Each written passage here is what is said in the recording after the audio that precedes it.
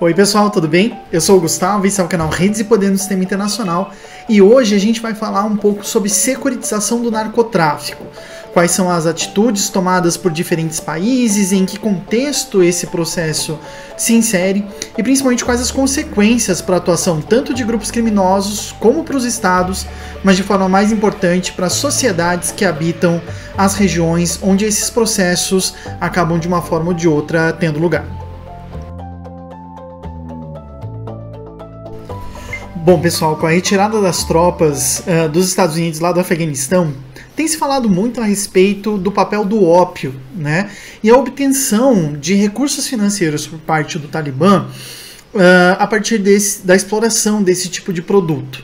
A gente até pensou em fazer um vídeo sobre redes do ópio, né? Mas talvez fosse mais interessante a gente começar com uma discussão sobre securitização do narcotráfico. Algumas informações importantes, alguns processos, para que talvez depois a gente, se vocês tiverem interesse, aborde especificamente a questão do ópio e de outras drogas derivadas de recursos naturais, que são um pouquinho diferentes das drogas artificiais, funcionam de uma maneira um pouco distinta e que por isso tem algumas características bem importantes de serem analisadas. Mas antes da gente poder falar a respeito disso, acho que é importante a gente falar desse processo, né? Um processo longo e que independe, na verdade, de uma forma ou de outra, de qual droga a gente está falando, né? Esse processo que a gente está abordando, que é a securitização do narcotráfico, na verdade ele responde a diferentes processos, né? Mas ele está bem marcado, se tornando de uma forma ou de outra mais hegemônico e com um caráter menos nacional e mais internacionalizado a partir da década de 70 do século passado. Por que eu faço essa distinção? Porque, na verdade, a legislação a respeito do uso de narcóticos ela é bem antiga. A gente tem convenções internacionais a respeito do tema já a partir ali do começo do século XX.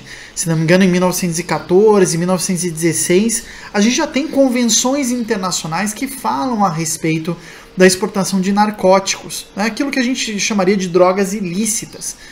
Que tem algumas características específicas, mas que, sobretudo, ao criarem, né, um estado de percepção, tanto com relação à dor, como com relação à existência, podem, de uma forma ou de outra, se tornar viciantes e trazer problemas importantes para a vida das pessoas, né? Essa lógica de punitivismo e a lógica de securitização das drogas, ela é sempre um tema muito importante, mas também muito difícil. Porque a gente vai perceber que a aplicação desses processos de securitização vai depender muito do contexto e das pressões que são sofridas por diferentes grupos e principalmente pelos governos de diferentes países ao redor do mundo. Tem uma literatura muito avançada que demonstra, por exemplo, que a proibição do uso de maconha nos Estados Unidos, ela dependeu muito do lobby, digamos assim, né, da indústria têxtil lá daquele país, uma vez que o cânhamo era muito mais utilizado do que o algodão para a produção principalmente de saco, né, aqueles panos de estopa que serviam muito naquele período para fazer o transporte de mercadorias de grande volume, né, de grande monta, dos produtos primários que principalmente os estados do sul dos Estados Unidos produziam, mesmo ali no final do século XIX e começo do século XX. Soma-se a isso o aumento da exportação desses recursos naturais e o uso, por exemplo, da fibra de cânhamo para exportação de algodão vindo da Índia, vindo do Egito, do café aqui do Brasil, enfim, né? E a gradual substituição disso por outros tipos de têxteis que começaram a ser produzidos no final do século XIX, já têxteis artificiais na Alemanha principalmente, que tinha um parque industrial de produção de sintéticos muito grande, mas principalmente a partir do início do século XX nos Estados Unidos, a partir da década de 30 aqui no Brasil, com o uso do algodão e de outros têxteis derivados de plantas e de lã, né, para essa exportação e substituição ao uso das fibras de cânhamo. Então, eu acho que é importante a gente fazer essa distinção, né? Esse vídeo não vai ser um vídeo sobre proibitivismo e drogas, não é essa questão que a gente quer abordar aqui. A gente quer abordar mais o processo de securitização. A gente fez um vídeo lá no comecinho do canal falando a respeito do que é um processo de securitização. Mas principalmente isso acontece a partir do momento que o Estado decide colocar, né, não só algo como ilícito, mas algo como uma ameaça à sua existência, à unidade territorial do seu comando ou à existência da sua população. Quando isso é tratado a partir da lógica da população, isso pode derivar, né, aí sim, para o punitivismo ou para as questões de saúde pública, como uma escolha que o Estado acaba tomando nas suas diferentes instituições, né, em seus diferentes níveis de governança. Por exemplo, num Estado federativo, como é o caso do Brasil ou dos Estados Unidos, muitas dessas decisões punitivistas ou de saúde pública são tomadas nos níveis inferiores àqueles do governo central. Governo estadual, governo municipal, aqui no caso do Brasil, ou os distritos policiais, lá no caso dos Estados Unidos. Quando a gente fala do punitivismo, aí sim a gente está vendo a aplicação dessa questão da segurança, ou seja, transformar o consumo ou a circulação de drogas em algo para além de ilícito. Não é só algo proibido, mas é algo que deve ser tratado como uma lógica que vai evadir, né, da lógica da legislação, do respeito aos direitos e tudo mais, e principalmente vai demandar o uso da coerção física, né, aprisionamentos, outros tipos de suspensão de direitos das pessoas e grupos envolvidos nesse tipo de prática. Isso é importante da gente entender, porque essa opção ao punitivismo, tornada uma agenda global, começa a acontecer, apesar, né, dessas outras iniciativas que eu já tinha falado lá no século XIX, começo do século XX. A gente tem que citar, obviamente, a situação da China, né, e as guerras do ópio causadas pela Inglaterra, lá naquela região, mas principalmente isso se torna um tópico de segurança internacional a partir da década de 80. Né? O início na década de 70, mas principalmente na década de 80, em que, com o fim da bipolaridade, né, entre Estados Unidos e União Soviética, novas pautas de segurança vão surgindo. E nesse sentido, tem um relatório muito importante, mas muito pouco estudado, inclusive que não tem tradução em português, pelo menos eu não achei, que é o chamado Relatório Palme. É um relatório da comissão presidida pelo antigo primeiro-ministro sueco, Olof Palme, que trouxe uma noção que, em termos de segurança internacional, é muito importante, que é a ideia de novas ameaças ou ameaças transnacionais. Né? Essas novas ameaças elas surgem de uma renovação, né, de uma revisão da percepção internacional a partir dos anos 80 sobre segurança internacional, e é ela que abre a agenda. Vocês já devem ter ouvido falar em segurança restrita e segurança abrangente, né, para quem estuda um pouquinho esse tópico, e a abertura da agenda nada mais que é do que isso, ou seja, somar aos temas tradicionalmente trabalhados em termos de geoestratégia. A gente fez um vídeo sobre diferença entre geopolítica e geoestratégia também aqui no canal. Trabalhar, além dessa questão geoestratégica de uso da força militar, né, e alocação em algum determinado lugar das forças de segurança, também outras questões que não entram apenas na pauta de oposição militar entre os países, e sim o aumento, né, do papel de agentes não estatais no dimensionamento por parte dos governos, né, na avaliação que os governos vão utilizar de ameaças e riscos, né, à sua ou a outras seguranças. Esse relatório foi publicado pelo Instituto de Estocolmo para a Paz, para estudos sobre a paz, que é o CIPRI, né, o famoso CIPRI. Quem estuda na área de geopolítica e de segurança internacional deve ter ouvido falar sobre o CIPRI em algum momento. Mas essa ideia surge, né, esse relatório ele é publicado pelo CIPRI com o nome de Políticas para uma Segurança Comum. Essa ideia de segurança comum ela é muito importante porque ela traz a responsabilização de todos os estados para uma boa qualidade de vida. E aí, inclusive, é quando surgem as sementes da discussão sobre segurança humana, que depois o Programa de Desenvolvimento das Nações Unidas, o PNUD, vai acabar levando a cabo. Né?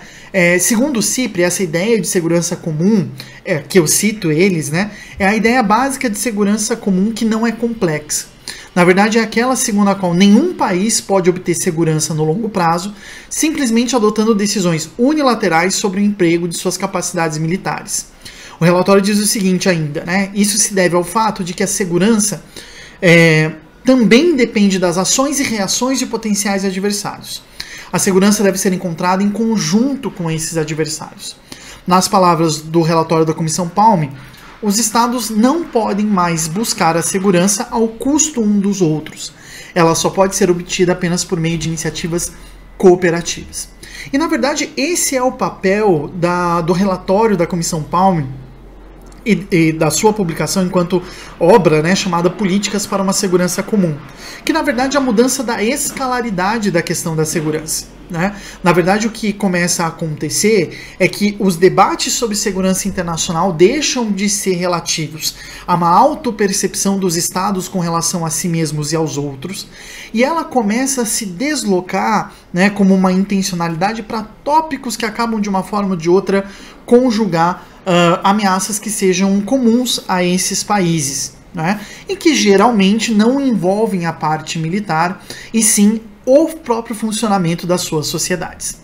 Isso pode parecer não muita novidade para quem acompanha os vídeos do nosso canal, porque, na verdade, esse processo e esse discurso sobre segurança, esse discurso sobre uma nova geopolítica a partir do século XXI, na verdade é o cerne lá da proposta da Escola de Copenhague. E a gente já trabalhou aqui no canal também, a gente tem um vídeo sobre complexos regionais de segurança, que na verdade são propostas feitas pelo Ole Wever, pelo Barry Buzan, justamente pautados nessa ideia de o que reúne os países em termos de segurança em preocupações que podem ser de uma forma ou de outra compreendidas enquanto preocupações regionais, né, de todos os países de uma determinada região.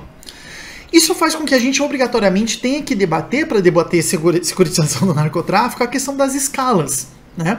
Porque, na verdade, o que essa proposta faz é uma alteração da escalaridade com relação à segurança internacional, né? Se na escala global, digamos assim, ela desenvolve a ideia de uma segurança comum e de que os países, de uma forma ou de outra, têm que atuar em conjunto nos temas de segurança, numa vibe, né, bem própria dos anos 80, dos anos 90 principalmente, com processos de mudanças climáticas, né, de alterações da percepção sobre o papel dos Estados Unidos como superpotência naquele período.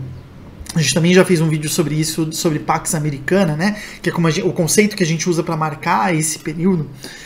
Ao mesmo tempo, numa outra escala, que é a escala intergovernamental, a ênfase passa a ser em práticas de cooperação, de atuação em torno das mesmas temáticas, fazendo com que haja abertura e transparência em temas de segurança. Isso começa a demandar dos países, nesse momento extremamente liberal do sistema internacional que a gente vive nos anos 90, anos 80, anos 90 e começo dos anos 2000, que os países comecem, de uma forma ou de outra, a abrir para o sistema internacional as suas questões internas, os seus problemas que eles estão enfrentando.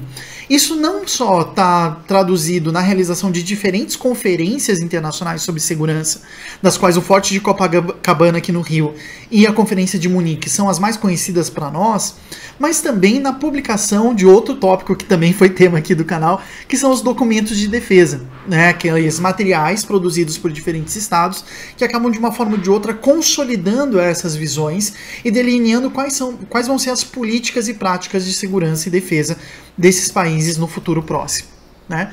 A grande questão é que esses movimentos na escala global e na escala da relação entre os governos dos diferentes países faz com que a escala doméstica comece a se tornar cada vez mais um tópico de segurança internacional. Ou seja, a percepção de que as principais motivações para, entre aspas, a fraqueza dos estados são os movimentos e as questões importantes para a gente entender os problemas de segurança internacional ao redor do mundo, né?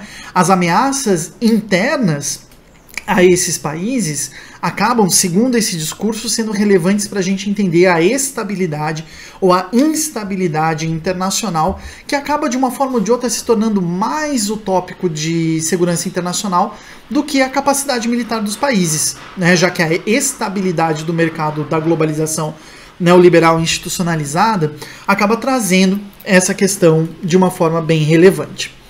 Esses são alguns deslocamentos discursivos que essa percepção traz para a década de 80 e década de 90, né?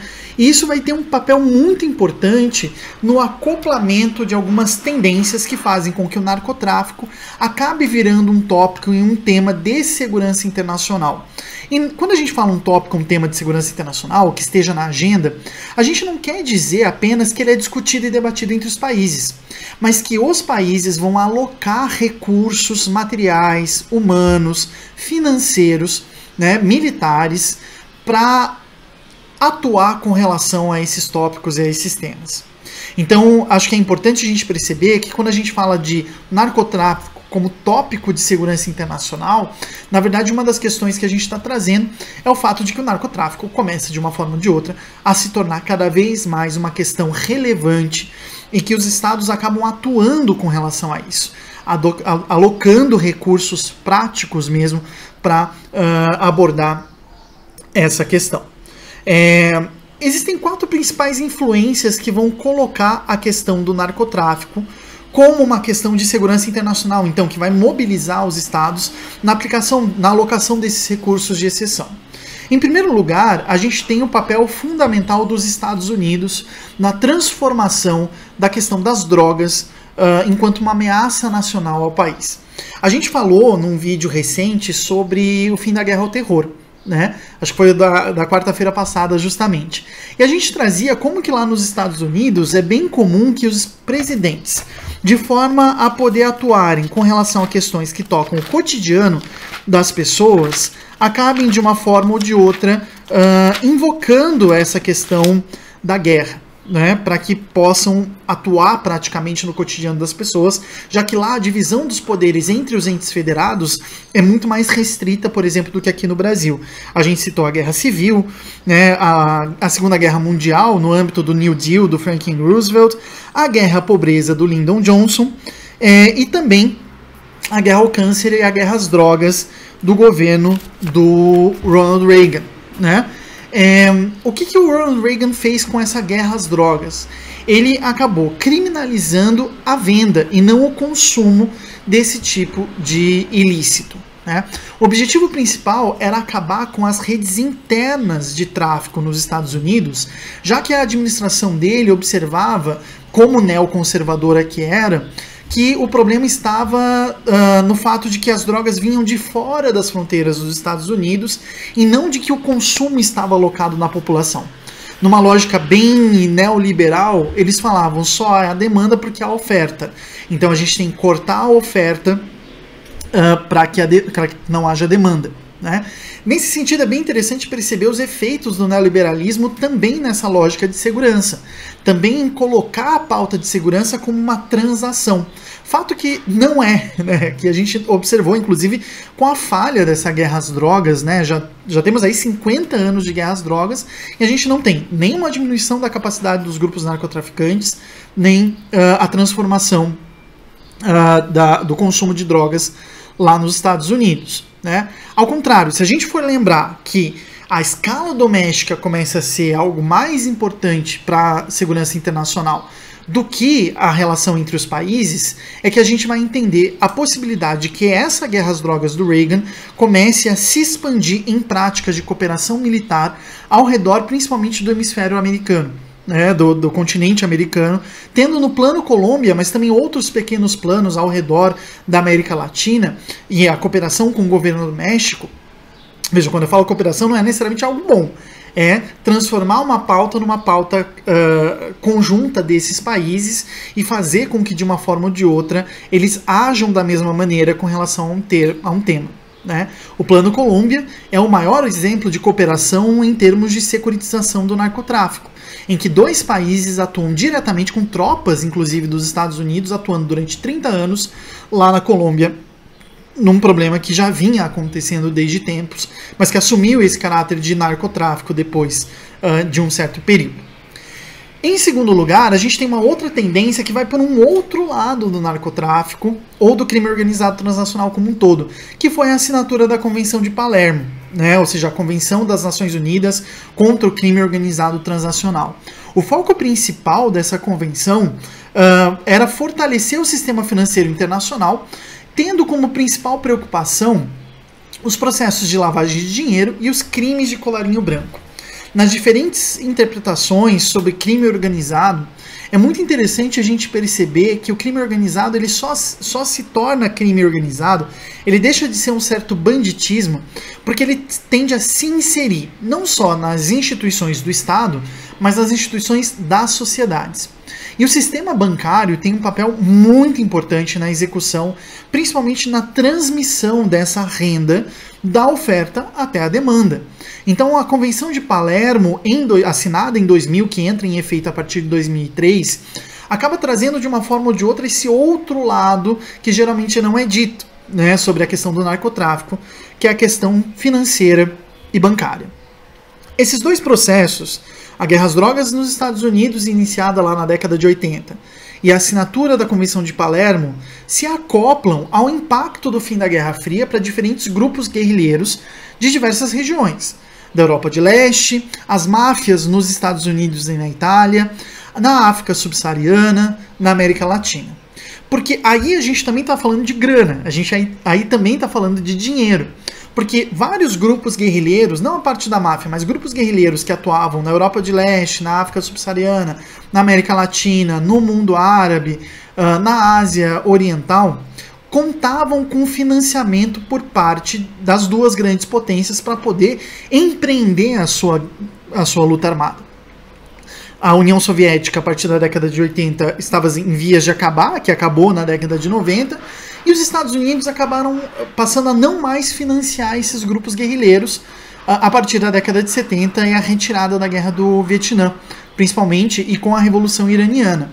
Isso fez com que muitos desses grupos acabassem se dedicando a outras atividades que permitissem que eles acessassem financiamento, né? E a partir daí começou a haver uma mistura entre grupos guerrilheiros e tráfico ilícito das mais diversas naturezas para que esses grupos de uma forma ou de outra pudessem continuar suas atividades.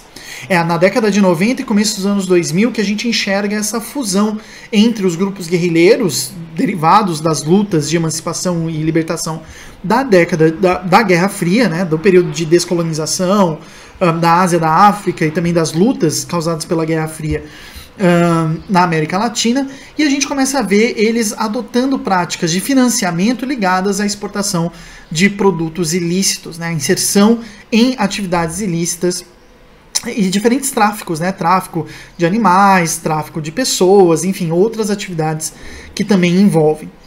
Isso vai dar, hoje em dia, a partir dos anos 2000, em grupos terroristas, que não podem obter financiamento direto a não ser por venda e compra ilícita de diversos produtos e prestação de serviços.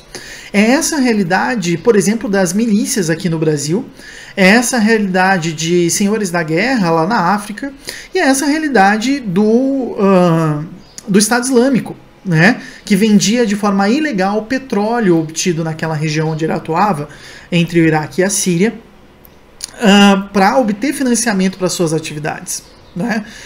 Um dos elementos da guerra ao terror do George Bush, que a gente debateu no vídeo da semana passada, era justamente fazer com que os terroristas morressem de sede de financiamento, se os Estados Unidos não conseguissem acabar com eles diretamente. Esse é um ponto importante para a gente entender esse processo de ampliação, digamos assim, da ameaça em direção à segurança pública, porque esses 4 tópicos, a guerra às drogas, o combate aos crimes financeiros, aí depois a existência de grupos guerrilheiros e os mercados ilícitos, né, que se beneficiaram de todos os processos de globalização, acabam trazendo justamente ao longo dos anos 90 e dos anos 2000 o debate a respeito de como ocorreu a ampliação das ameaças em direção à segurança pública. Isso significou um processo por meio do qual questões que normalmente eram da esfera da segurança pública interna aos países se tornaram cada vez mais preocupações elevadas ao nível de segurança, não só do mundo, né, não só entre os países, mas também do mundo. O Davi Sutti Jr. é um dos maiores pesquisadores aqui do Brasil sobre esse tema. E ele tem um verbete lá no Dicionário de Segurança e Defesa, eu ainda estou sem meus livros, mas logo eu vou poder pegar aqui para mostrar para vocês. Em que ele fala a respeito dessa questão, e ele fala o seguinte: o emprego da força estatal, tendo em vista a segurança pública, vincula-se à prevenção, investigação e repressão das diferentes formas de criminalidade, em consonância com os marcos jurídicos estabelecidos. Deve-se garantir, assim, o livre exercício da cidadania, dos direitos e deveres de seus cidadãos, além da integridade física e moral, tanto dos perpetradores como das vítimas da criminalidade. E essa questão é uma questão importante, porque a partir do momento em que eu tiro da esfera da criminalidade, e percebam que é por isso que eu não estou falando em punitivismo, porque o punitivismo é uma prática política aplicada à esfera da criminalidade. Mas quando eu transformo essa prática de criminalidade em ameaça à segurança interna, o que acaba trazendo é uma discussão a respeito da mistura tão importante que a gente está enxergando no processo aqui do Brasil, de mistura, né, e de indefinição a respeito da atuação institucional de cada uma das forças de segurança. Então a gente tem, por exemplo, o fato de que a atuação de forças armadas em questões de segurança interna, com a sua lógica de guerra, né, mas ao mesmo tempo que as forças de segurança elevem o combate ao crime a uma lógica de uma guerra também, né, gera uma hibridização dos processos dessas instituições, podendo inclusive criar um bloco institucional, né, em que essas instituições, tanto internas como externas, e aí está o tópico da minha pesquisa de doutorado, acabem de uma forma ou de outra formando um bloco único, né, de atuação em diferentes países. Isso leva a um processo que vários pesquisadores já estão trazendo, né, de forma bem importante, de policialização das Forças Armadas, ou seja, o processo em que as Forças Armadas acabam atuando cada vez mais como polícias, e de militarização das forças de segurança interna, além dos processos de criação de forças intermediárias entre uma e outra. Esses são processos muito importantes porque eles borram os limites dependendo da escala que se utiliza, que os estados utilizam para, de uma forma ou de outra, exportar, para atuar com relação à atuação da droga, né? Porque acaba misturando essas questões e, obviamente, atingindo as populações mais vulneráveis. E aí sim o punitivismo aparece como uma questão muito importante, porque ele pode, como diz o Jonathan Simon, soar como um combate ao crime, enquanto ele é utilizado para governar em razão do crime. É um processo bem importante da gente analisar, né? Com relação às rotas, né, e às redes, acho que é bem importante a gente prestar atenção justamente na forma como elas se dão e o papel de que essas políticas punitivistas, essas políticas de securitização, tendencialmente acontecem em países do sul global, onde há a produção e exportação ou transporte desse tipo de produto ilícito e não nas regiões que mais consomem esse tipo de produto, né? Então, aí caberia a gente refletir também, a partir de uma perspectiva crítica, essa exportação da violência, essa exportação da exceção, do ritmo de exceção para esses países, por parte dos países que mais consomem, né? E aí o Grégoire Chamayou, no Teoria do Drone, fala isso com relação aos drones, mas a gente poderia trazer isso também para uma discussão a respeito da questão do narcotráfico. Bom, pessoal, o foco não eram os grupos criminosos, o foco não eram as drogas em específico. Se vocês quiserem que a gente fale sobre isso, põe aqui nos comentários, né? Falem se vocês gostaram desse vídeo e a gente espera vocês aqui na sexta-feira. Um abraço e até mais!